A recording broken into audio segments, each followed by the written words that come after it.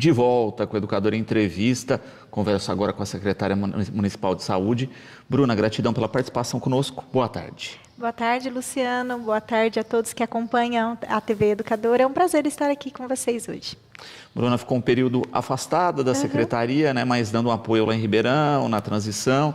Como é que foi esse período, Bruna? Olha, foi um período que, confesso que me fez com que eu sentisse também muitas saudades do município, porque nada como trabalhar no local onde nós vivemos, onde nós conseguimos construir políticas públicas que realmente nós presenciamos as transformações, vivenciamos aquilo, o quanto impacta na própria cidade. E também conhecer outras realidades é importante, Luciano, porque a gente percebe que os problemas são os mesmos, só mudam as proporções, né? Em grande volume, claro, com municípios maiores, mas no que tange à saúde pública, nós nos deparamos com as mesmas fragilidades. E é importante conhecer essa outra realidade, até para a gente também buscar experiências exitosas e aquilo que nós também enxergamos como potencialidades aqui na cidade, que nós podemos aperfeiçoar ao longo dos anos. Então foi um momento de grande reflexão e principalmente um momento de saudades, quando eu disse, porque a gente acaba criando um vínculo com os munícipes diretamente, né, pelo trabalho desenvolvido, com a equipe. Então fiquei muito feliz em retornar nesse momento aqui no município.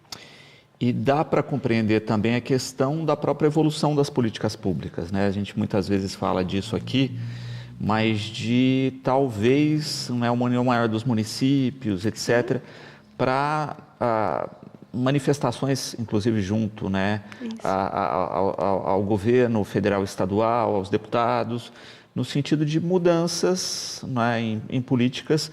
Como a gente fala, por exemplo, olha, tabela SUS que precisa ser reajustada, né? O quanto isso resolveria de uma maneira global, né? Problemas que a gente ainda tem endêmicos com a saúde. E manter essa boa relação, né, no sentido de que são grandes potências em regiões, né? Quando a gente pensa na saúde, a gente divide em regiões de saúde. Batatais é referência no Vale das Cachoeiras, para vários municípios menores. Ribeirão, para o Aquífero Guarani, que também tem vários municípios dependentes, inclusive Batatais, que tem muitos serviços que são direcionados a Ribeirão Preto pelo nível de complexidade. Então, essa boa relação, essa harmonia, ela deve existir para que juntos a gente consiga trabalhar enquanto rede, né? Porque o SUS, ele tem seus princípios a regionalização, a descentralização. Então, a relação harmônica entre os gestores é muito importante para que a gente consiga avançar e superar as dificuldades e os desafios que ainda permanecem na nossa saúde. Perfeito. Falando de um dos desafios da saúde que é nacional, não é? A questão da dengue, né? Todos os anos a gente tem essa problemática. O município tomou algumas iniciativas diferenciadas e eu queria falar disso, né? Dessas ações que estão sendo feitas. Isso mesmo, Luciano. Inclusive, essa semana, nós até aproveito a oportunidade para dizer que nós vamos lançar um link de acesso para que todos os munícipes acompanhem em tempo real como que está a situação da presença do Aedes, que é um mosquito vetor, né, que contribui aí para a doença, para a disseminação do vírus no nosso município, da dengue.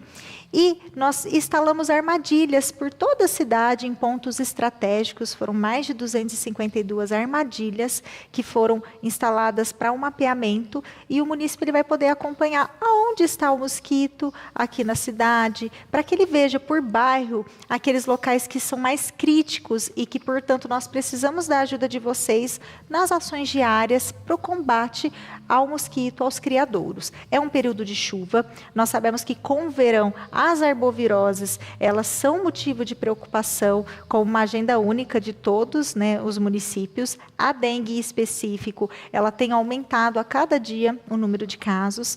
E é importante a gente falar sobre estratégias, como a mencionada das armadilhas, Luciano, por quê?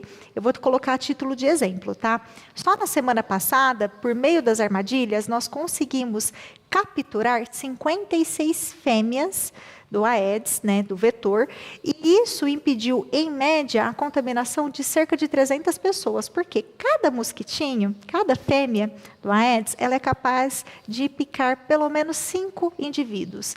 Então, se a gente for parar para pensar, é uma estratégia, uma ferramenta a mais para o nosso trabalho de controle, mas não exime as ações diárias de que cada um ali diariamente verifique a sua residência, o seu local de trabalho, porque o tempo todo está chovendo, às vezes uma tampinha, algum recipiente que ficou virado de um dia para o outro, que ali não estava antes, pode virar um criadouro e rapidamente o vetor se instalar, causando ali o adoecimento daquela área. Então, essa divulgação ela será feita para que todos nos ajudem. Realmente é uma luta social para que, junto com a Secretaria Municipal de Saúde, a gente tenha ações mais assertivas. Nós temos colocado os agentes comunitários de saúde também com os agentes de controle de vetores em visitas casa a casa, por todo o município. Nós estamos fazendo estratégias de bloqueios, pontos estratégicos, mas ainda é muito triste a situação que nós encontramos em determinadas áreas, que nós precisamos muito da conscientização de todos. Uhum.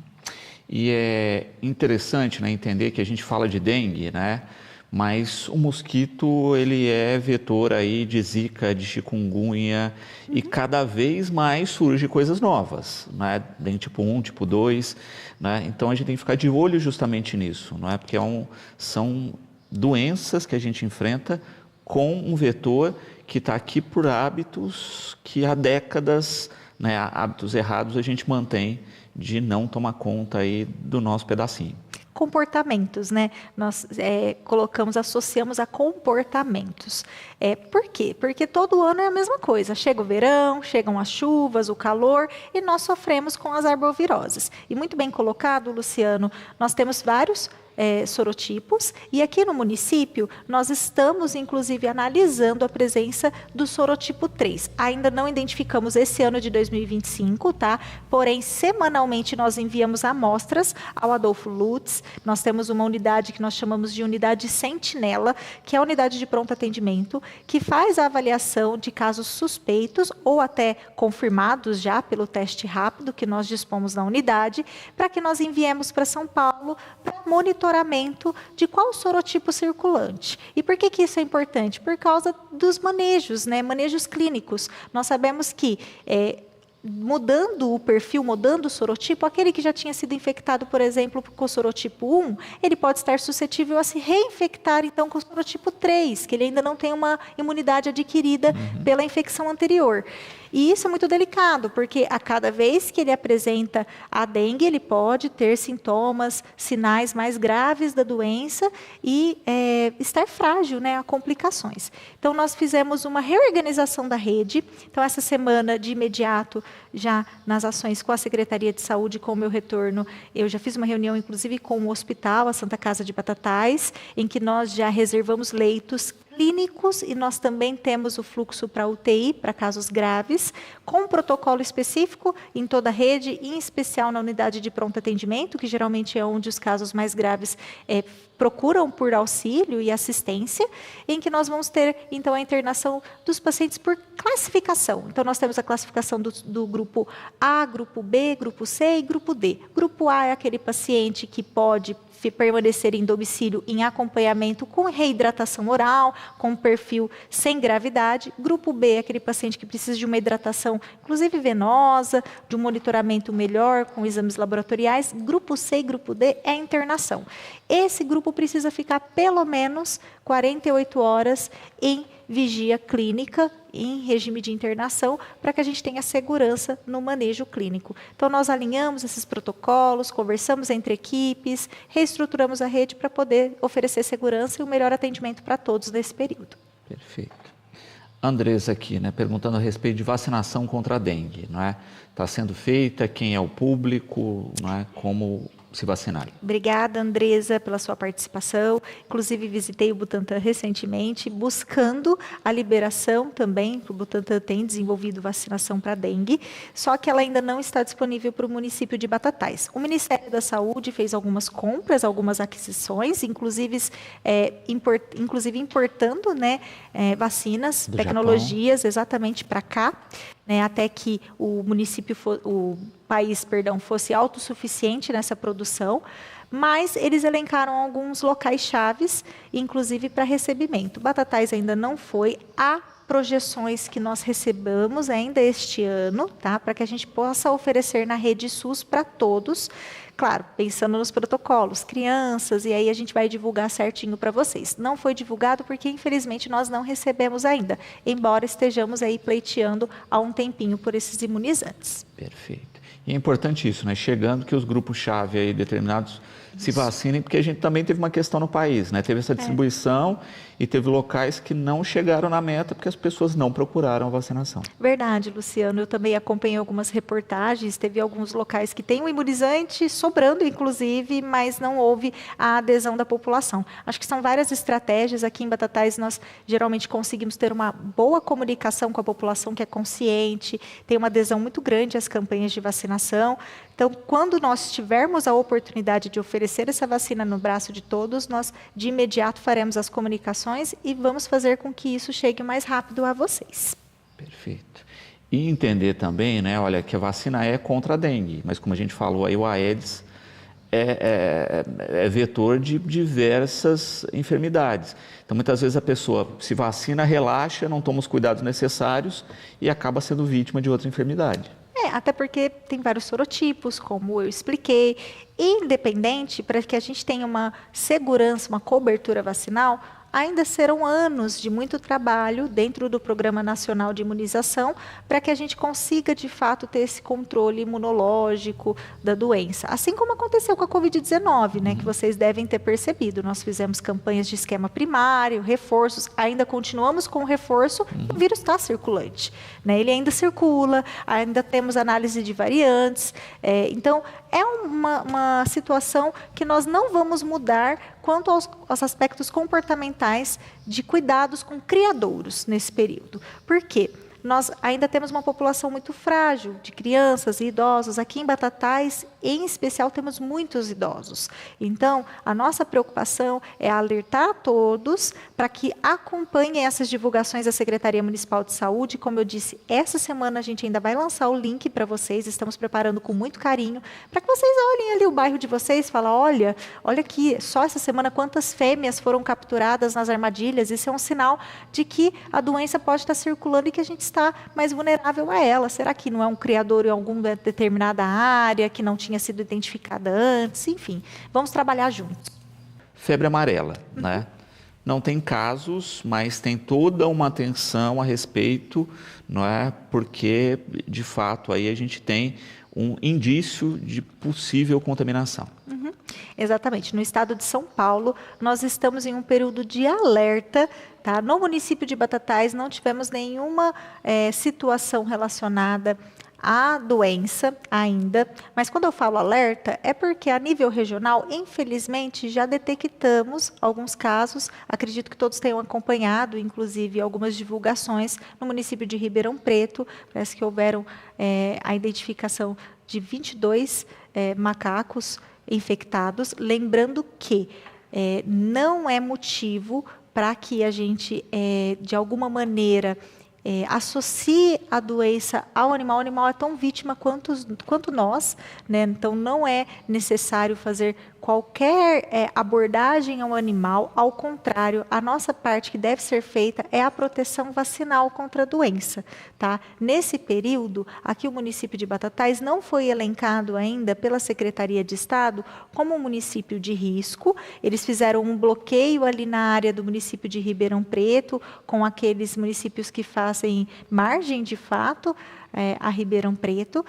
E nós estamos, contudo, intensificando as ações de comunicação da febre amarela, porque nós temos a vacina disponível na rede SUS. E muitas vezes, como são muitos imunizantes, né, Luciano, as pessoas até confundem. Frequentemente nós falamos da Covid, gripe. A febre amarela é uma vacina que ela existe no calendário vacinal, houve uma mudancinha na regra, tá? Então, hoje ela é preconizada para ser aplicada a primeira dose com 9 meses de idade e uma dose de reforço aos 4 anos. Aqueles que tomaram somente uma dose antes dos 5 anos, devem realizar uma dose de reforço. Adultos que já realizaram essa dose de reforço, não há necessidade de fazer mais uma vacina. Na dúvida, eu sempre oriento a pegar a sua carteirinha vacinal, ou se não tiver a carteirinha vacinal, ir na unidade de saúde com seu CPF, procurar a equipe para que a gente faça a análise do seu calendário vacinal, para que a gente verifique, porque muitas vezes a pessoa nem lembra, né, se tomou o reforço ou não, não tem problema, pode procurar, a nossa equipe tem um imunizante, se for necessário será realizado, tá? Principalmente aqueles pacientes que vão muito para Ribeirão Preto, por exemplo, que frequentam um HC, né, que são pacientes que nós transportamos, inclusive, para tratamentos em Ribeirão Preto, já tem uma situação de saúde mais fragilizada, na dúvida, tome um pouquinho do seu tempo, vai lá na unidade de saúde, leve seus dados para que a gente verifique. Porque se for necessário, a gente disponibiliza o reforço, tá? Mas também não se preocupe, não é uma vacina que a gente precisa fazer o bloqueio de toda a cidade com a imunização nesse momento, de acordo com o que nós temos acompanhado e estamos frequentemente, tá, monitorando, como eu disse, uma vigilância epidemiológica para garantir a segurança de todos. Perfeito. A questão da contaminação, Luísa aqui perguntando a respeito, não é? Que já ouviu falar que talvez o Aedes também seja um vetor. Isso está confirmado ou não? Olha, a gente ainda tem alguns estudos sendo conduzidos em relação a Aedes, a essas co-infecções, tá?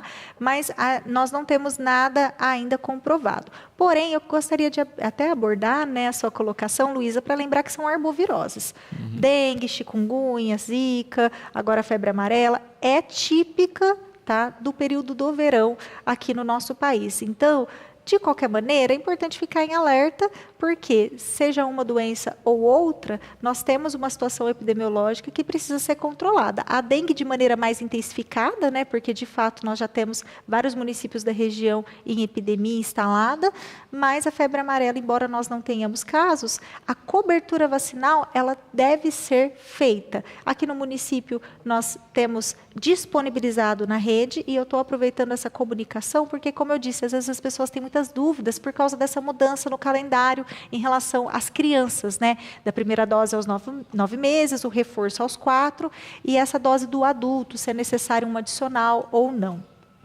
Perfeito. E, de fato, não é, quando a gente coloca e fala a respeito de febre amarela, a gente teve o último caso há muitos anos, não é?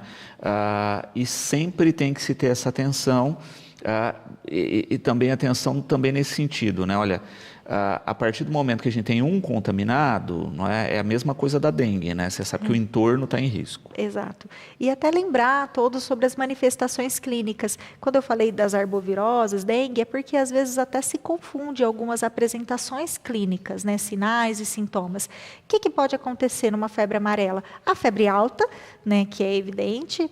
Então, geralmente nos 3 primeiros dias são uma febre intensa, alta, acima de 39.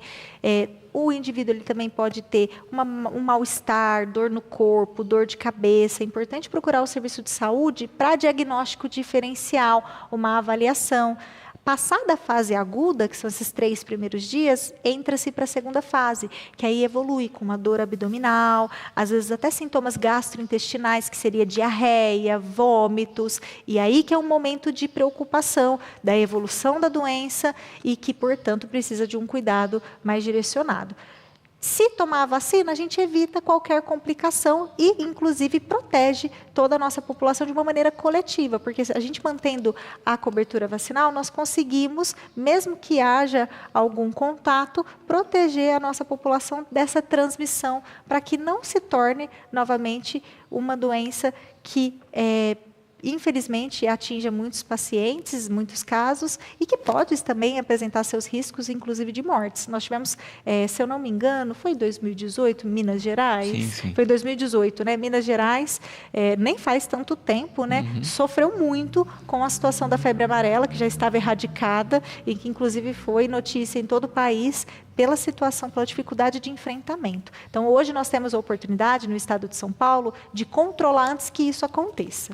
Exatamente, né? E, de novo, né, depende de todos aí, sim, com as medidas de segurança, não é? Com todos esses alertas e de entender também todos os procedimentos, né?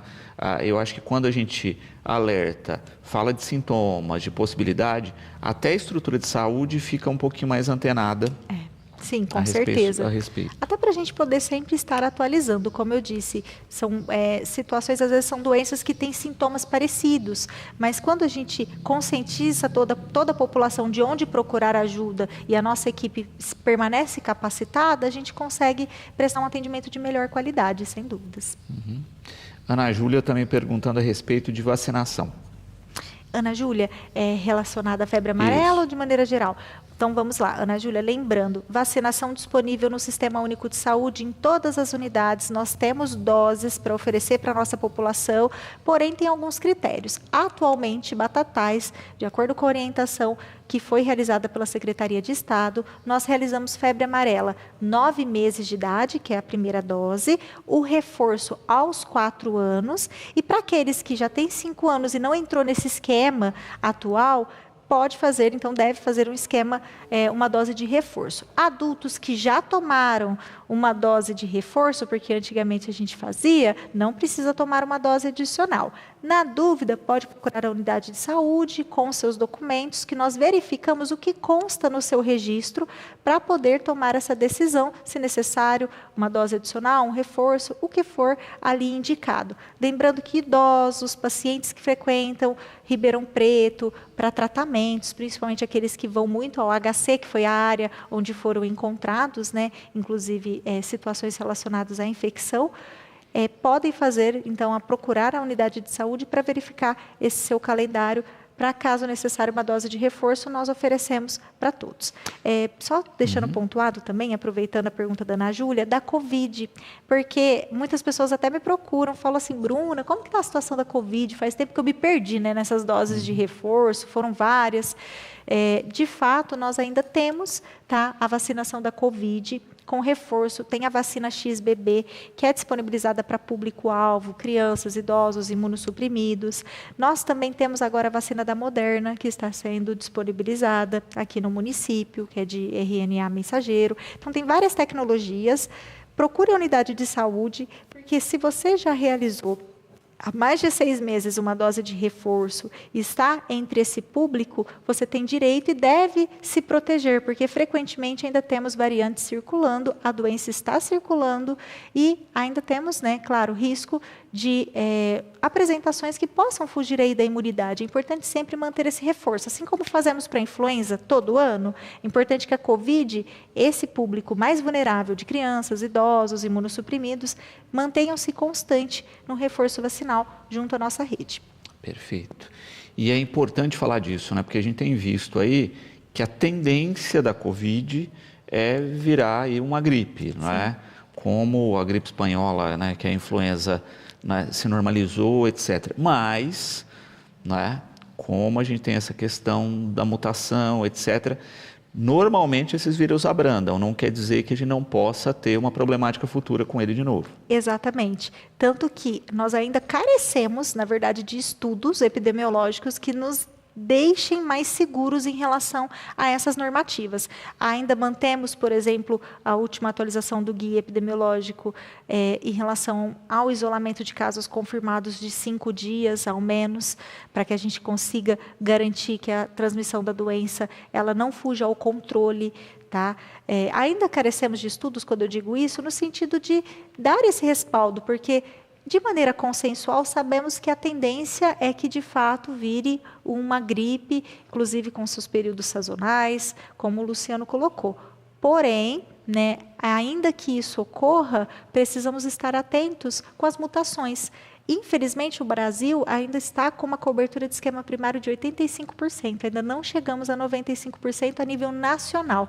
E nós temos muitos deslocamentos, né, principalmente esse período de férias, em áreas, em regiões que pode ser que isso não esteja ainda próximo ao ideal e, consequentemente, alguma variante circulando que possa sim, ser introduzida na nossa região. Faço o alerta para os públicos vulneráveis que devem reforçar a sua proteção. Exatamente, né? E quem está sem vacinação, quem está sem reforço, corre muito risco ainda. Exato, corre risco desnecessário. Nós temos vários imunizantes com diversas tecnologias que vocês sabem muito bem, nem apresentam efeitos colaterais. Basta só ir na unidade de saúde com seus dados, procurar a nossa equipe, que será acolhido, orientado, e até no momento oportuno, às vezes já vai passar ali na unidade de saúde um atendimento, passa na salinha de vacina, verifica como está a situação vacinal, febre amarela, Covid, tenho certeza que você será muito bem acolhido. Renata, né, colocando a respeito aqui de encaminhamentos, não é? Como é que isso, né, acaba chegando na secretaria e como a secretaria pode intermediar esses encaminhamentos que são regionais. Oi, Renata. Bom, primeiramente, até aproveito a todos que estão acompanhando para reforçar os canais de comunicação com a população pela secretaria. Nós temos uma equipe que atende presencialmente, então nós ficamos lá à disposição de todos os cidadãos de segunda a sexta-feira, das 8 às 4, para atendimento externo ao público. Então, presencialmente, na rua Doutor Manuel Gustavino, número 81, no centro, e também pelo telefone, um dos telefones de contato é o 3761 7433. Por que eu informo isso? Porque frequentemente casos chegam diretamente a mim, até porque nós vivemos num município que nós nos conhecemos, eu busco particularmente atender a todos, mas é claro que isso não exime o atendimento do setor público, do fluxo habitual, em que nós estamos ali à disposição para poder esclarecer as dúvidas. Porque tem algumas situações que, quando se refere ao município, a gente consegue atender de imediato, intermediar, apoiar aquilo que for necessário, mas tem casos que não, que infelizmente nós vamos ter ali uma dificuldade de poder, por exemplo, passar uma data. E eu entendo o anseio do munícipe, né, da pessoa que nos procura, porque já está sofrendo uma angústia pela situação de saúde, às vezes está esperando um encaminhamento, por exemplo, para o HC há um tempo, e nos procura com aquela sensação até de insegurança, né? Será que eu estou na fila mesmo? O que está acontecendo? Nós conseguimos demonstrar isso, porque nosso sistema é todo informatizado, então nós temos fluxos de controle interno para que isso esteja documentado, porém, tem situações que a gente não vai conseguir dizer, olha, o HC vai te chamar daqui 30 dias, daqui 60, porque nós também dependemos de uma agenda externa, né? O HC, mensalmente, e outros hospitais também que nos atendem, por exemplo, o AMI, que é o ambulatório, eles nos passam a agenda por especialidade. E aí, a partir dessa quantidade de vagas, nós fazemos a gestão pela ordem da fila, pela prioridade. Nós temos 2 médicos na Secretaria de Saúde, que é o médico auditor, e nós temos o médico regulador. Eles olham esses encaminhamentos, às vezes chegam casos que são colocados como prioridade médica por alguma situação de gravidade, e aí eles controlam também esse fluxo conosco para manter todo o princípio de maneira ética e atender a todos da forma correta. E eu estou explicando esse processo de trabalho porque muitas vezes quando nos procuram, a gente acolhe, explica, né, com a mesma vontade de poder de imediato resolver aquela situação. Mas tem casos que infelizmente nós ainda nos deparamos com a dificuldade da rede SUS a nível regional. Né, quando são casos de maior complexidade. O HC ainda tem ambulatórios fechados, que na verdade até antes da pandemia já tinham fechado e eles ainda não retomaram. A perspectiva é que nesse ano de 2025, até estava conversando isso com o Luciano agora nos bastidores, que aconteça, que seja retomado esse serviço ao investimento do governo do Estado para que esse serviço que é estadual, que está sob o controle da Secretaria do Estado, seja potencializado e retomado. Então, nós cultivamos, né, essa esperança também de trabalho para que a gente consiga avançar na saúde pública. Perfeito. E a gente observa isso, né, a questão das especialidades que são regionais, desses encaminhamentos, e a gente percebe que um probleminha, né, a gente teve um incêndio recentemente, né, tudo teve que ser reagendado, gera um transtorno enorme, porque o volume de pessoas atendidas e o tamanho da região atendida nesses centros especializados é muito grande. É muito grande e, assim, quando nós cobramos também um prestador, que no caso é o HC, porque da mesma forma que o munícipe nos cobra, a nossa obrigação como gestor é transmitir essa cobrança à Secretaria de Estado, em representação, inclusive oficial. Muitas vezes, quando nós encaminhamos até ofício, olha, esse paciente está precisando de acesso ao serviço, vocês não estão disponibilizando nenhuma vaga, né? A gente precisa garantir acesso a esse paciente. A resposta que nós temos de volta é que o ambulatório está fechado porque falta equipe. Às vezes eles não estão conseguindo formar equipes em algumas especialidades para atendimento regional. É muito delicado isso, nós estamos num processo de formação. Tem algumas especialidades que, infelizmente, estão escassas no mercado. Então, por exemplo, ortopedia coluna, ortopedia pé, enfim, tem N situações que nós precisamos muito de um trabalho conjunto, enquanto políticas públicas, representantes, então, legislativo, começando aqui pela Câmara Municipal, então, os deputados estaduais, federais, para que a gente cobre que o serviço, então, estadual, federal, né, o governo também federal, faça uma intervenção para nos ajudar a garantir acesso dos usuários no nível de complexidade, de acordo com a sua necessidade de saúde. E, de fato, não é a construção da política pública, né? No sentido da rotina, das necessidades, e a gente percebe isso, né? Muitas vezes a gente tem um fluxo maior de determinada necessidade, isso é atendido, depois passa, né? Está muito no perfil de cada momento histórico também. Sim, e às vezes também é um olhar que é óbvio que a gente sempre vai cobrar, vai dialogar com aquele que está mais próximo. Então, a Secretaria de Saúde, ela está próxima porque ela está no município, né? Nós estamos ali servindo a população diretamente, mas a gente não pode se esquecer que nós também escolhemos representantes para estarem nessas instâncias de poder nos representando, né, em relação a essas decisões maiores, que é a reativação de algumas áreas, essa cobrança realmente, olha, nós tivemos investimentos na tabela SUS paulista para poder fortalecer muitos municípios, hospitais, mas ainda carecemos, né, da abertura de especialidades nos hospitais de nível terciário, como o HC, que atende, inclusive, não só a nossa região, mas até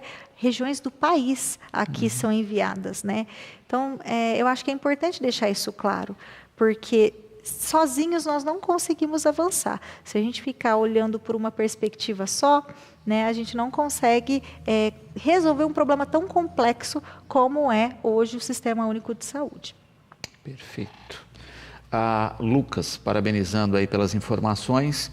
E a gente falou, né, de vacinação específica, e ele está perguntando justamente a respeito disso, né, como é que está a questão do município de uma maneira geral, e quem tem vacinação aí a fazer, né, como proceder, e mais ainda, né, quem não sabe, né, se as vacinas estão em dia, não estão, como proceder.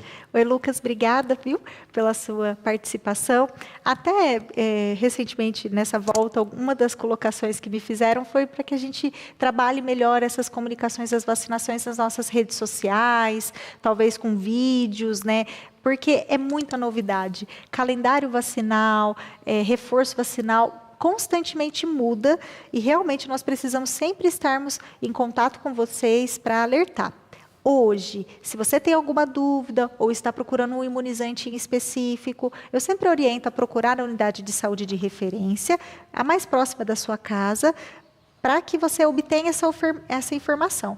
Às vezes, você consegue ali no seu horário de almoço em outra unidade, às vezes você trabalha em outro local que não seja a unidade que você pertence. Também aproveito para esclarecer que sala de vacina não precisa ser da mesma unidade, tá? A sala de vacina a gente considera oportunidade. Quando o usuário, quando o paciente procura, a gente nunca perde a oportunidade de vacinação, independente do território, de qual área ele pertença. Então, procure a sua unidade de saúde de confiança, vá na sala de vacina, leve as suas informações. Se não tiver a carteirinha vacinal, que às vezes perdeu, né, pode levar o CPF, que a gente consegue resgatar essas informações, verificar se tem algo pendente, já realizar. Se não, também, se for necessário qualquer certificado, nós conseguimos emitir. E deixar claro, né, que a nossa rede, ela está reforçando a imunização, inclusive melhorando os índices, viu, Luciano?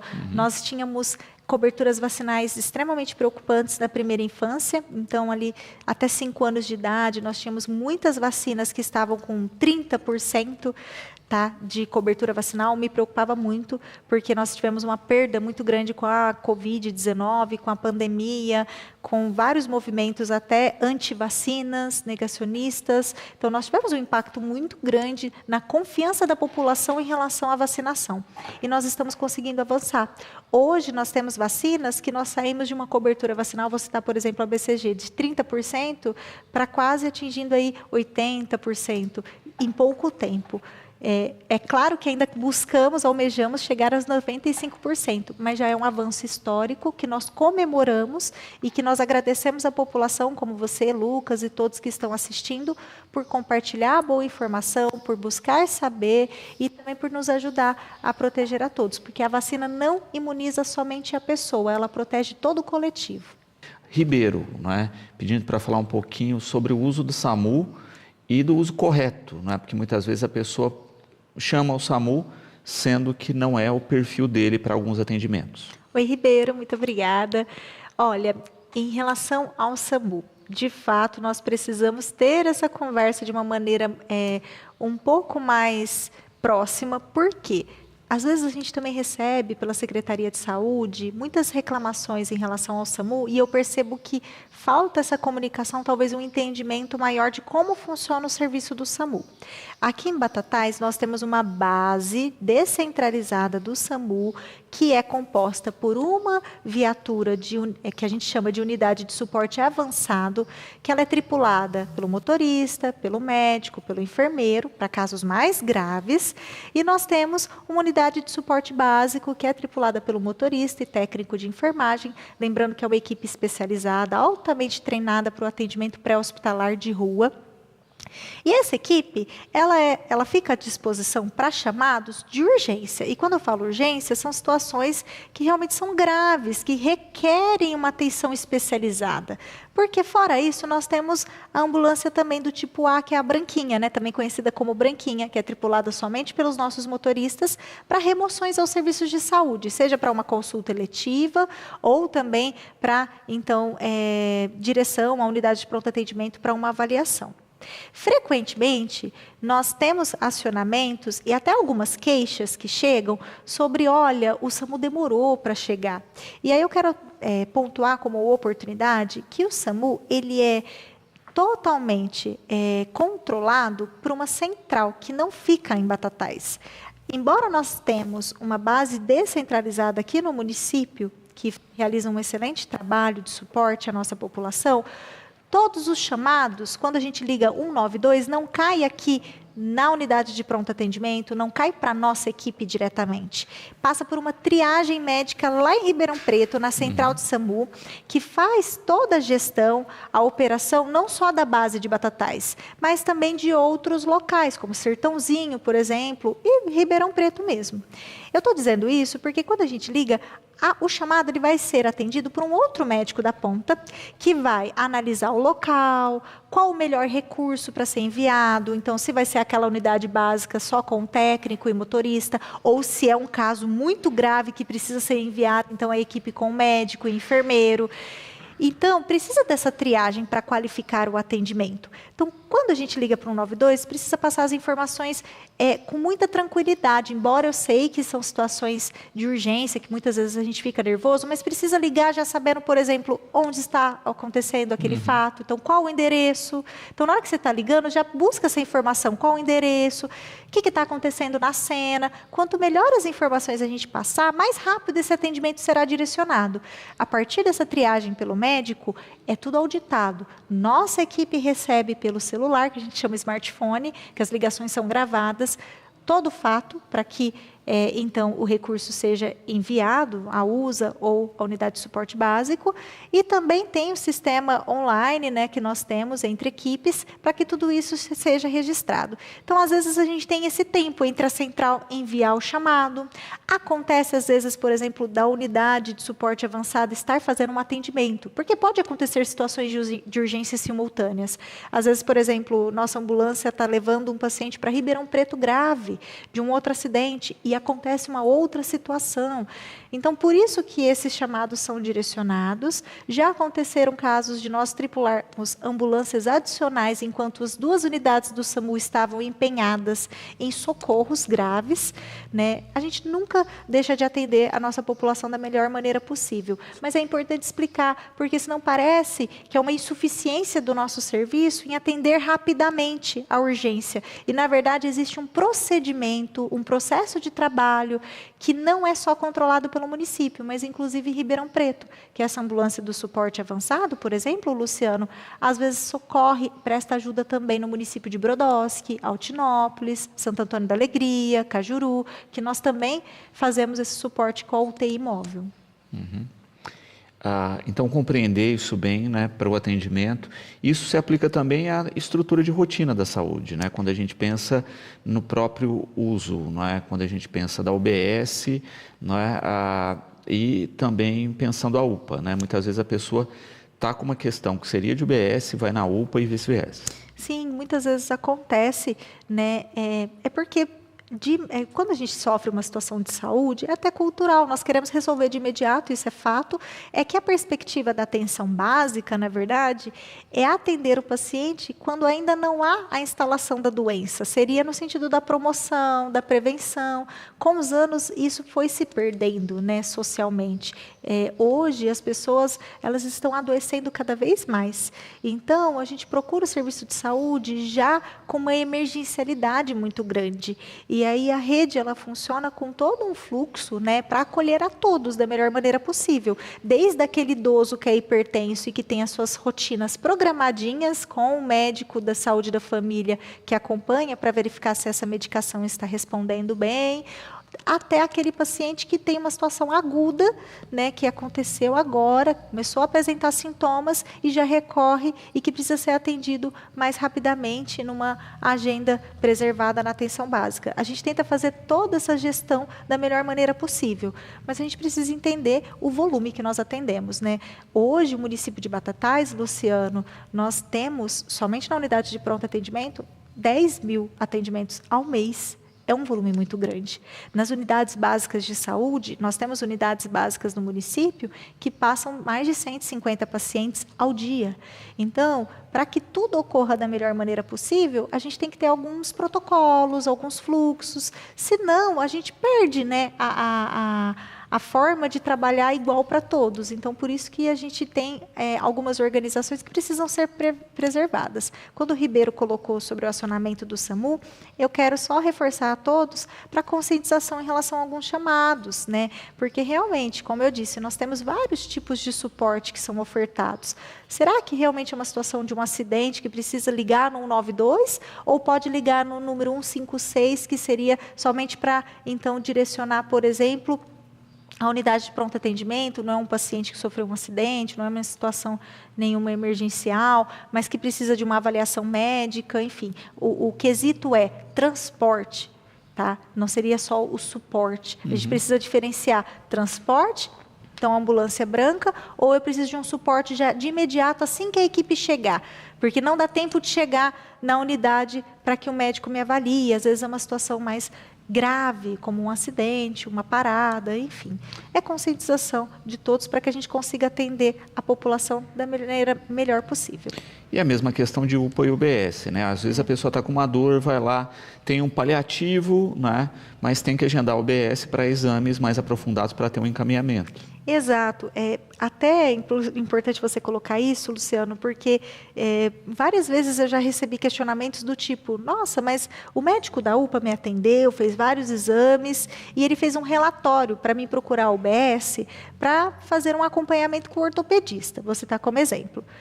Mas o médico da UPA já disse que eu preciso de um ortopedista. Por que não agenda direto o ortopedista? Não é assim que funciona, né? A porta de entrada é a UBS. O médico da UPA fez esse encaminhamento, né, esse relatório, no sentido de garantir que você vai ter um segmento adequado, porque naquele momento ele aliviou, a sua dor. Então, ele aliviou a sua dor, manejou a sua condição, mas você precisa de um segmento com especialidade, que pode ser até por anos.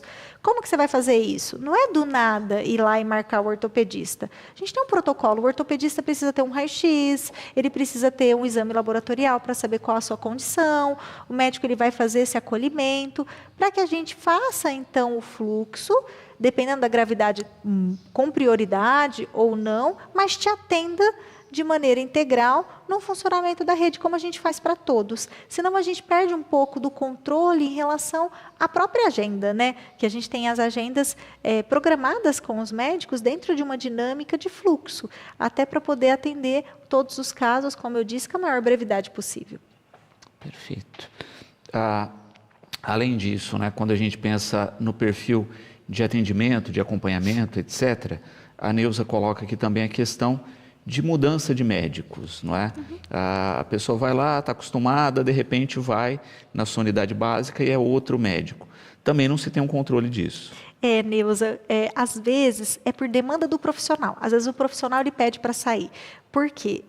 Há outras oportunidades. Muitas vezes são profissionais que estão em fase de prestar provas de residências também, ou são de outro município, tá? Então prestaram concursos. Nós temos muitos profissionais ainda que se deslocam de Ribeirão e Franca para virem atender aqui em Batatais. Nós temos feito um trabalho de fixar ao máximo esses profissionais, tá?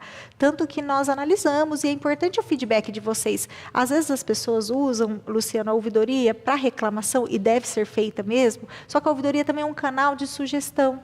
E eu acho importante dizer isso, porque se você tem uma avaliação boa de um profissional, é tão gratificante quando nós direcionamos isso para a equipe, porque isso motiva o profissional a se vincular ao município, a se manter naquela área. É um feedback importante, né? A gente precisa saber quem são os bons profissionais que estão conosco para que a gente mantenha eles aqui na nossa cidade. Se a gente não receber também isso, a gente não tem um parâmetro de análise, né?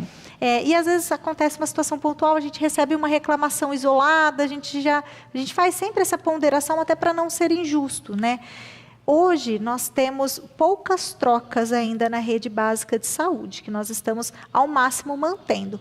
Porém, é um serviço que, por demandas pessoais, frequentemente nós também temos, às vezes, pedidos de profissionais isoladamente. Eu queria aproveitar a fala da Neuza para até colocar também como registro, né, para todos que acompanham. Essa semana, retornando, chegaram várias situações em relação à unidade de pronto atendimento também. E hoje, no dia 3 de fevereiro, nós estamos trocando a empresa médica responsável pela unidade de pronto atendimento. Semana passada, já me reuni com a empresa nova, nós estamos com novos profissionais que serão colocados na unidade, buscando melhorar. Então, o feedback de vocês, as reclamações, são importantes para a gente identificar quem vai continuar, porque são profissionais bem avaliados pela população e devem continuar, aqueles que a gente precisa trocar, o porquê. Então, esse diálogo é importante. E até registrando, como eu disse, essa mudança que eu almejo que melhore muito os atendimentos também para a nossa população, a pedido de vocês. O Antônio Carlos colocando uma questão importante aqui também nesse sentido, que é identificação dos funcionários. Ele coloca que não há uma identificação clara. E muitas vezes até jaleco é de cores diferentes, você não sabe quem é o médico, quem é o enfermeiro, etc. E muitas vezes a reclamação vai para a unidade ou para a UPA, ao invés de ir para quem de fato precisa, que é o profissional, por falta de uma identificação clara. Perfeito. Nós disponibilizamos crachás, nós tivemos profissionais novos, né? Porque, por exemplo, até citando o exemplo da unidade de pronto atendimento, nós realizamos algumas substituições por saídas, aposentadorias, infelizmente até falecimentos. Então, nós tivemos algumas substituições, mas nós temos o crachá, disponibilizamos uniformes, estamos ao máximo trabalhando a identificação desses profissionais. Na dúvida, pergunte, porque é importante realmente que a gente direcione. Às vezes, os munícipes, e aí eu ouço muito isso, a população acha que a gente não toma providências como a secretaria. E não é que a gente não toma providências, existem os meios legais para isso. Nós temos diversas sindicâncias que são abertas, que são os procedimentos administrativos para apuração de uma equipe específica, que é a corregedoria, que é um corpo jurídico, que vai avaliar os aspectos legais, inclusive dentro, né, do registro profissional, desses profissionais envolvidos no atendimento, e isso é publicado no Diário Oficial. Se vocês acompanharem o Diário Oficial, vocês vão ver frequentemente a Secretaria Municipal de Saúde publicando abertura de sindicâncias, e elas são provocadas pela população, quando a população indica, olha, não foi legal um atendimento, gostaria de fazer uma reclamação. É muito importante para a gente gente faça uma apuração correta, oriente, né, o colaborador em relação àquele comportamento, caso seja algo que precisa ser modificado, tá? Essa representação ela não passa. Às vezes a pessoa acha que nós não tomamos providência, mas é porque nós temos todo um processo até que chegue essa resposta final do que aconteceu. E acho que por isso, então, né, essa questão de pontuar de fato, detalhadamente, né, e tentar passar o maior número de informações, porque a gente vê que muitas vezes a reclamação fica na UPA, na unidade, e aí não se consegue apurar de fato o que ocorreu. E às vezes até é ruim, né? Porque tem aquele bom funcionário que é atencioso, e nós temos inúmeros funcionários que são assim dedicados e se sentem tristes também de trabalharem no local em que às vezes você está ali no plantão trabalhando com outros profissionais, você não estava envolvido naquele atendimento diretamente e de repente tem lá uma fala sobre a sua unidade. É claro que todos até ficam também desmotivados nesse sentido, porque quando a gente direciona, a gente consegue ser mais justo também, né? A quem realmente tem que responder por aquilo. Sem dúvida. Rogério aqui também parabenizando pelo trabalho e pelas ações. A gente falou, né, da questão específica dos encaminhamentos, não é? E ele pergunta justamente isso, né? Porque algumas questões demoram mais que outras, né, na fila aí dos encaminhamentos. Obrigada, Rogério. Algumas questões às vezes demoram mais que outras, dependendo da complexidade da especialidade, tá? Então, tem coisas que nós realizamos no município, como eu disse, que aí nós conseguimos fazer uma gestão direta. Então, vou citar um exemplo, tá? Retornando essa semana, já fui alertada pela Central de Regulação que os aumentos ocorreram de casos para oftalmologia. Então, nós estamos aí com um aumento do número de encaminhamentos para oftalmologia. De imediato, qual foi a nossa decisão? Já pedi para aumentar a agenda de oftalmos, contratar mais profissionais para a gente não deixar essa fila acumular, tá?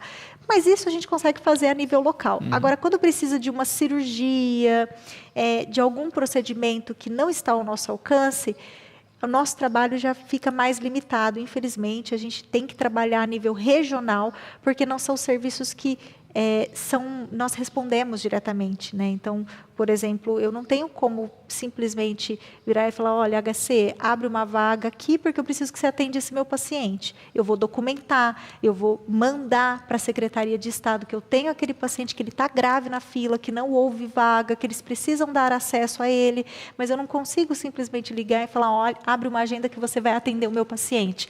Até porque esse serviço ele não responde só por Batatais, ele está atendendo toda a região, né? E a gente viu no passado, né, falta de profissionais, né, que precisava de contratação, enfim, tem toda uma rede, uma estrutura que é do Estado. Sim. E que às vezes está afetando toda essa macro-região. Eu acho que a gente precisa encarar uma realidade, né, até de maneira direta, ver que, infelizmente, o SUS ele foi sucateado ao longo dos anos, no sentido de financiamento, muitas vezes, né? É difícil fazer uma gestão desses serviços de novas contratações, de fortalecimento, com uma demanda cada vez mais crescente e um subfinanciamento.